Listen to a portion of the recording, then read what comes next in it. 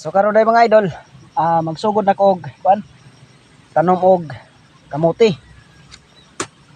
Mapapansin ninyo, nanay kinatagdaan nga similya sa kuan kamuti. So ang style day sa ako pagtanom mga idol, so maog hapon. Ang sulod sa usa ka buho is upat ka similya, upat king ani, mao ni siya similya sa kamuti.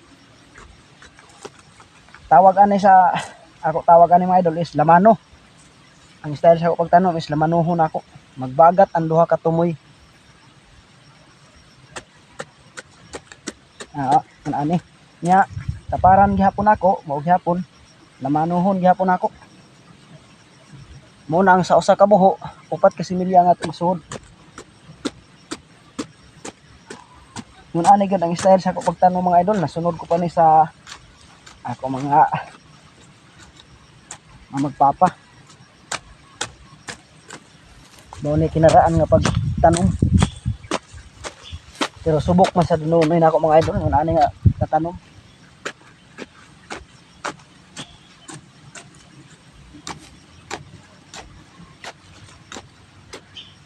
Masag hapon mga idol, tuyukan ko na siya og kuan diha kanang pahumok para ang ila unod diot ra mo dagko kay humok man ang ilang palibot sa punuan. Mga idol gihapon lamanuhon gihapon.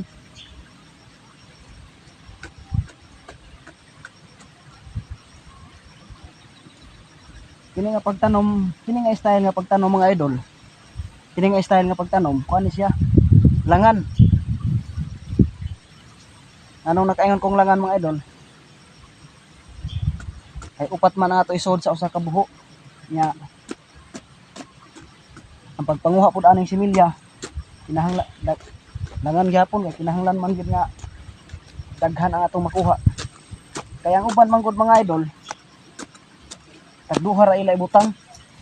So kadto nga style nga pagtanom mga idol, mo to siya ay dali ra to siya nga style sa pagtanom.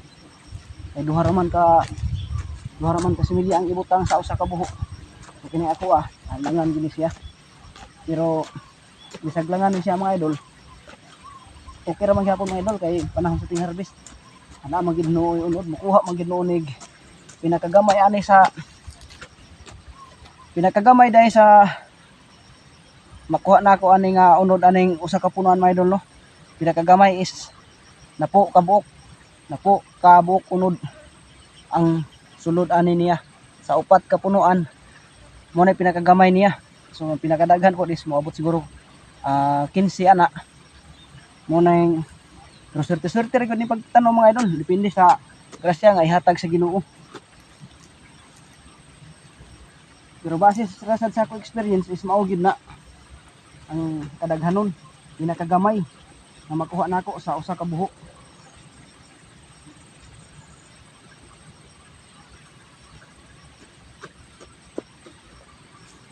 Mo ni siya nga mas daghan gid ni og makuha nato nga unod kaysa pinagduha lang nga similya ang ibutang.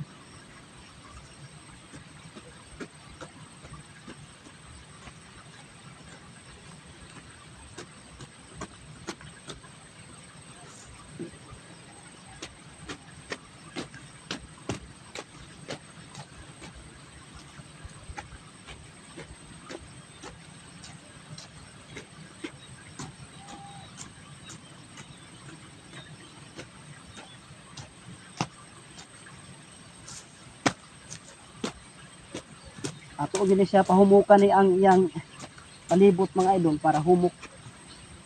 Dili sa ta maglisod pagkuha sa iya unod kay humok naman. So maura to mga idol. Sa hanggang sa muli.